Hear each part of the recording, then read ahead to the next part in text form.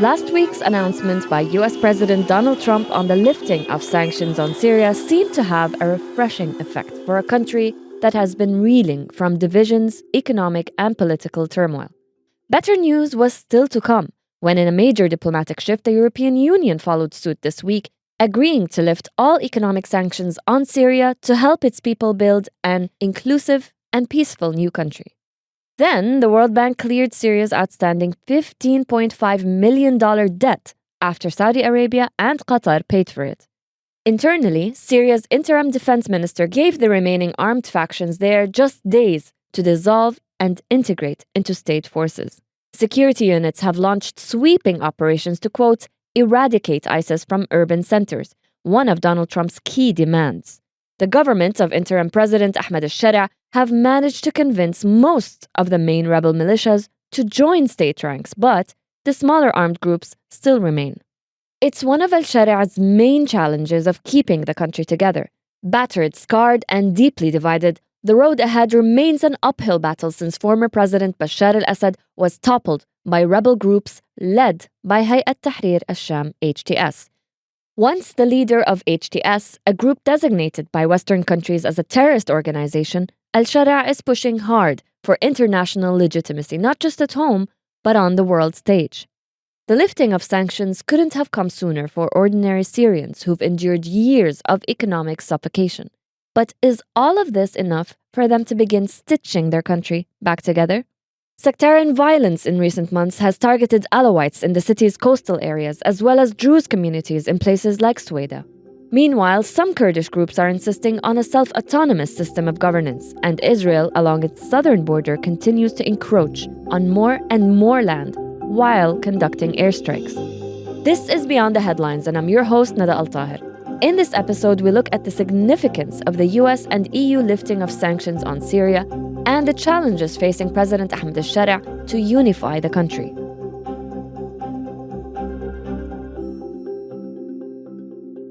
To better understand how we got here and what's really at stake, I'm joined now by the National's own Khalid Yaqub Awais, who's been closely following developments in Syria and the international response to the Shara government. Reporting from Syria recently, Khalid explains what the lifting of sanctions means on the ground and how minorities are faring under the new leadership. Khalid, how does the lifting of sanctions align with the broader goals of stabilizing the region? Does it have an impact on the region? It appears that the main motivator behind President Trump's decision was Arab countries, especially Saudi Arabia, but also Turkey. From Trump's own statements, they seem that the leaders of these two nations have convinced him to give Syria a chance. We saw that a week later or so, it was followed by the EU lifting their sanctions on the Syrian economy. Now, the EU sanctions were not as effective as the US sanctions just because of the nature of the EU and the reach of the EU compared to the United States. But also, this reflected a sort of consensus emerging among Western powers, the United States and its allies, that Syria must be helped not just for the sake of their Arab allies, but also for the sake of Syrians themselves. The economy is in shatters. People are living on pittance, on remittances. I think there was a report that 16 million Syrians needed some sort of aid to sustain themselves, to survive. And the words of one European diplomat, they felt an impending need, both the United States and Europe, to stop the possibility of an imminent slide of Syria towards a Libya scenario or an Iraq scenario. This is not just caused or could be caused by the economic hardship, but also by the ethnic and sectarian mix in the country, combined with continued economic collapse, which, by the way, was a major factor behind the fall of the Assad regime. So this forced them to act on the hope that Syria would be stabilized, then in the longer term, and maybe much harder to realize, to democratize. Now, going from this point, of course, if Syria stabilizes, this would help the stabilization of the whole region. So what exactly has been lifted? What remains in place? And how does all of this impact civilians in their day-to-day lives? As in any economy, it depends on confidence. Confidence is the main engine for an economy to grow, for people to make future calculations and so forth. So the lifting of sanctions has been a political decision. There are all sorts of legalisms, legal hurdles to be cleared, laws to be scrapped, regulation to be scrapped in Western countries, in America, Congress, so forth. For the sanctions to be actually lifted, it could take weeks. For example, for the Syrian banks to be able to rejoin the American-dominated international banking and financial transaction systems, clearing, and so forth. But it gave an immediate boost as far as confidence that investors can come to Syria and invest their money, not worried that they could be under the coming afoul of U.S. sanctions, of U.S. law, of European law, and so forth.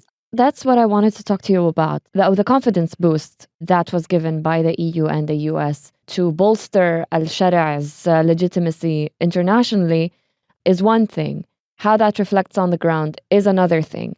Despite this move, there are still concerns about the sectarian violence and division among minority groups in Syria. What is happening there? We continue to see reports and hear reports of violence, and critics will say that, Al Sharia was supposed to be Syria's new beginning, but that sectarian division remains. How serious is it? And how does it reflect on Al Sharia's leadership? Well, let's also tie this to the lifting of sanctions. So it appears that the United States, Western countries, and the Arab countries have looked at Syria as a patient in an intensive care unit. So they gave him all the dose of blood or whatever they can. But if this patient, the intensive care unit, is in terminal illness, it will not do any good. So it depends on the capabilities of this patient to also to heal himself or herself, let us say. So, as far as the sectarian violence, if it happens, it's sort of obvious that the Sunni majority will win. They are the better equipped. They are motivated by ideology. Sharia can marshal the Sunni cause, let us say, after decades of Alawite domination of Syria, and crush the opposition militarily. It will cost him, but as we saw let's say, in the coast of Syria against the Druze community, the Sunni forces, militias allied with him, managed to do so, and they stopped. They stopped for various reasons, maybe pressure, maybe they went too far, and so forth. The Kurds in Syria is a different matter. They are well equipped, but they have fundamental weakness that they don't control a cohesive area, a purely Kurdish area like the Kurds do in northern Iraq. In this minority sectarian tension in Syria, Sharia is doing two things, or trying to do things: assuage the aggrieved sectarian Sunni majority, while also giving signals to the West that these minorities will be ultimately protected and they will not vanish from Syria, like what happened, for example, in post-Saddam Hussein Iraq. And that's the thing, right? Because Al Sharia made a big deal about protecting minority rights. And right now, there is a crackdown. As you said, there is a temptation for him to crack down on the minorities that oppose him. And now, as you also said, some of the biggest ranks in government are being employed by his associates. So what is to say that we're not seeing an Assad 2.0? Well, because he didn't make a big deal out of protection of minorities. He was forced to appear or take steps to protect the minorities. And he did it. So this shows flexibility. Flexibility that Assad didn't show and probably was the reason for his demise. So Sharia is a highly ultra-pragmatic, highly flexible politician, despite his what Trump called strong history. And very simply, eradicating Syria's minorities is not in his interest, especially also that getting the economy back of track as a major goal of his. Khalid, some of the issues that Syria faces today didn't actually start with Ahmed al-Shari' or the fall of Bashar al-Assad. They're rooted in decades, even centuries, of complicated sectarian dynamics, all of which have shaped power, politics, and identity across the country. Can you tell us a little bit more about that? Give us some context. The sectarian issue in Syria is not new. It's been accompanying the foundation of the country as a modern state since the 1920s. The system before was dominated by the Alawite sect, an offshoot of Islam that maybe comprised 5-10% of the population. But the system has always used, and even the new system have used what in Arabic called the tarhib wa targhib, using privileges, the powers of the state to promote certain groups at the expense of others. And now with the coming of Sharia, we have a Sunni ascendancy. The majority Sunni Syrians, if you account for the Arab Syrians, maybe comprise 75% of the country. And now they feel that they want to take back their right in government. And this is where we see the sectarian issue being more polarized, and the lines are defined politically, with the Kurds preferring a federal system, which also suits more perhaps the Druze and the Alawites in the country. And not only that, you have also Ismailis, Yazidis, and Christians. The lifting of US sanctions was hailed as a breakthrough, and a day after, we've seen President Ahmed al-Shara meet with Donald Trump in a historic move. So, what exactly was agreed behind closed doors, and what's in the fine print of the lifting of sanctions? On that, we spoke to Charles Lister, director of the Syria and Counterterrorism and Extremism programs at the Middle East Institute. For the last 2-3 months, the Trump administration institutionally has maintained a list of conditions. That was the word used, particularly by the State Department and the National Security Council. Now, all of a sudden, we have the announcement that sanctions are being lifted. The Treasury Department says it's actively working on mechanisms to lift those sanctions. And yet, none of those conditions have necessarily been accepted as having been achieved. So, frankly, my analysis is I think we've seen conditions shift to expectations. And in fact, I'm starting to hear that word expectation now within the administration itself. I think the blunt reality here is that President Trump made a decision all by himself with very little internal consultation. And the administration now is pivoting and saying, well, okay, right, now that these are our expectations, and we will be monitoring those expectations very closely. Some of these expectations were communicated to al-Shara when he met with Trump in Saudi Arabia. The priority items are, from the administration's perspective, continued positive actions in terms of countering terrorism and countering ISIS, a continued US presence in Syria to counter ISIS. There's also almost an ideological position of continuing to prevent a return of Iran to Syria. And then the big two challenges is, and there's a variation, it's either an expectation that Syria will join the Abraham Accords and normalize with Israel, or at the very minimum, sort of deconflict and de-escalate tensions with Israel. And then the other big, more troubling or difficult issue is the presence of foreign fighters on Syrian soil. And also on that, we have seen differing language from the administration. During their meeting, Trump did invite Shara to normalize ties with Israel. But noticeably missing from that statement was the mention of Israel's continued airstrikes on Syria and its land grabs in a demilitarized buffer zone in the Golan Heights. So recognizing Israel now would be extremely tricky for al-Shara. It's not going to happen anytime soon. Israel has almost doubled the territory it's occupying in the Golan Heights over the last 6 months. Normalization with Israel along the 1974 lines was always going to be a challenge. It's basically impossible now that those 1974 lines have gone further and deeper into Syria. I think Ahmed al-Shara, by the sound of it, has been very diplomatic in saying, we're not closed to the idea, but we have a lot of other more urgent and immediate priorities. That's his diplomatic way of not rejecting Trump's request, but also not directly accepting it.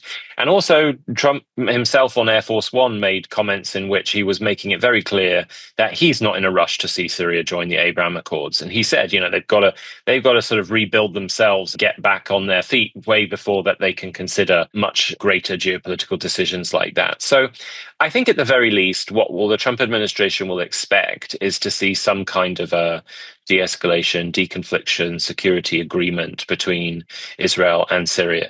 Israel's strategy in Syria in recent months has been described by some observers as opportunistic, as exploiting the fragile state of the country for its own political gains. At the top of that list is the sectarian violence that has swept across different parts of the country in recent months. So, what is fueling all of this? For the last 14 years of conflict, disinformation and paranoia and, frankly, sectarian hatred has run across all sides. And so in this kind of quote-unquote post-conflict environment, bridging all of that paranoia and historical disinformation and mutual suspicion is really difficult. On top of that, there is very clear evidence into disinformation networks on social media about clearly very organized attempts to sow disinformation along sectarian lines in Syria and to fan the flames of violence. Yes, the alleged video of a Druze man, insulting the Prophet Muhammad was one of those, but there's a lot more. This disinformation incident ended up inciting the targeting and killing of about 140 members of Syria's Druze community. It happened shortly after more than 1,300 mostly Alawites in coastal areas were also killed by pro-government forces in March. And then we additionally have what's technically called the DDR challenge, disarmament, demobilization, and reintegration of not just former opposition fighters, but 25 plus different sides of the armed conflict, all now needing to disarm, demobilize, and integrate back into society. And all these people with guns have different political conditions, different local, regional, and national demands. And that makes for an extraordinarily complicated security situation. So the horrific violence we saw in Latakia in March, as far as I have been able to see, a significant majority of the worst killing wasn't taken place by government fighters. It was just men from all across the country who got in their cars that night with their personal weapons and went out to exact revenge on the Druze violence that we've seen more recently. Almost all of that was between local Bedouin and Sunni militias who predated the loss of Assad, and Druze militias of various different political leanings. It was mostly localized conflict, the lines of which had been drawn many years ago. And the government, alongside Druze militias, sought to intervene to put a stop to the violence. After the Druze targeted attacks, Israel launched deadly strikes across Syria, including on the countryside of Damascus, Daraa, and Hama provinces. Israeli officials said their warning campaign was in defense of Syria's Druze. Even many of the Druze would say if Israel had not intervened, you might have had the same fate for the Druze like we saw on the Alawites on the coast in March, where up to 1,300, 1,400 Alawite civilians were killed in 2 days. This is Khaled again. So when you feel under a threat as a community, you look at the devil and you might find his help useful in this case if you're under duress. But many see Israel as having overreached and sort of showed its intentions by this blatant support for the Druze, which suggests that it might prefer a fragmented Syria as opposed to the unitary state that the Sharia is after. But also Israel has its own internal calculations and all politics is local. The Druze are an important component of the striking force of the Israeli military. They are a minority present in Israel, Jordan, Lebanon, and Syria. So there is also this domestic factor that might be propelling Netanyahu. Israel is only one of several foreign powers that will be looking closely at what happens next in Syria. And the Sharia will have to delicately balance his internal challenges with his external ones. The US, up till now, has seemed quite passive on what becomes of the country post-Assad. Sanctions were, of course, welcome. But just how much US involvement can the Syrian people tolerate? I don't think the Trump administration wants to be knee-deep involved in Syria. I do think that a military withdrawal has been paved. Ultimately, I think in the context of Syria, the message was, you guys in the Arab world take care of Syria. And we're willing to basically get out of the way and give Syria a chance. Donald Trump wasn't saying we're going to invest $20 billion in Syria's reconstruction and thus dictate what Syria's government looks like. We're not in that kind of conversation. If we were, we would have Syrians complaining on the streets. Arab states have certainly been more invested in Syria's future, as has Turkey. And the coming of an HCS-led government has made Turkey and Saudi and perhaps Qatar the main players in Syria. And in a way, the Trump-Sharia meeting in Riyadh was an acknowledgement by Trump of the new rising influence of Turkey and of Saudi Arabia. We saw the Crown Prince basically taking Sharia under his wings. Turkey, from the start, its obsession has been the Kurds, the Kurdish militia, which has been a thorn in the side of Turkey. And now Turkey sees a chance to finish this Kurdish threat on its border by supporting a unitary state. Now, the United States, I think Trump is, again, pragmatic and might be willing to abandon the Kurds if he gets what he wants from Sharia on probably an rapprochement between Syria and Israel in decades of hostilities and so forth. Last month, Ahmed al-Shara rejected the Kurdish-led Syrian Democratic Forces' call for federalism, a sort of self-autonomous system of governance, saying it posed a threat to national unity. He was responding to a plan agreed by Kurdish political groups on common vision of a, quote, decentralized democratic state for Kurds in the country. Al-Shara said this contradicted a prior agreement struck between the two sides to integrate Kurdish forces into the state. It's a fine line that he has to walk to prove that he can keep minority groups happy without breaking the country in half. It opens a Pandora's box for him. It will be a federal system on sectarian lines. But having said that, it's very important to know that these minorities are not monochrome. You have Kurds who are strong supporters of Sharia and willing to give him a chance, especially that the SDF has been violent. The SDF has practiced repression against the Kurds and against Kurdish dissidents and also dispossessed many Arabs in its backed control of eastern Syria. So it's a bit complicated. It's not just a totally or majority Kurdish area in the east, but there are vast amounts of Arab Sunnis in the area. So also a federal system in that sense might not be applicable because these minorities do not have a purely majority, ethnically homogeneous region. So also practically applying this system is difficult. Sharia is in the power consolidation phase now. And this is an anthema to power consolidation, whether you're Sharia or any other politician. So any politician might just be averse to this.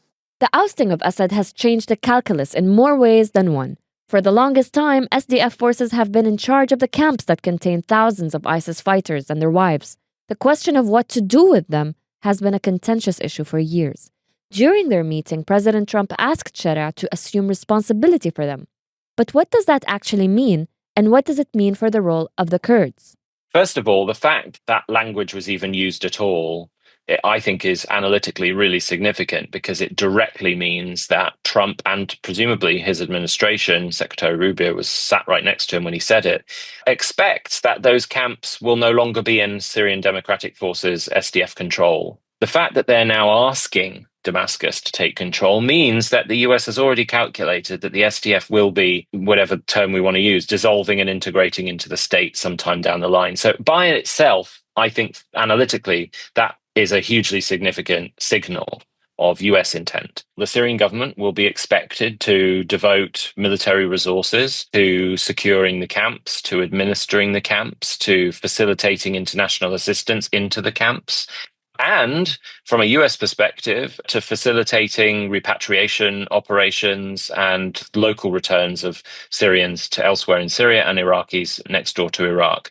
When you look at the totality of the challenges standing before Syria today, it's clear that Sharia will have his work cut out for him, even if he has had some big breaks lately. Minorities are being killed in sectarian violence. There are calls for self-autonomous governance. ISIS fighters remain a problem, and Israel continues to encroach on Syrian land. Meanwhile, Western states are watching Syria and al-Sharia closely. He also has to cater to the incredibly diverse range of ideologies within his country. It begs the question now, can he keep Syria together, or is the country at risk of being divided and carved up once again?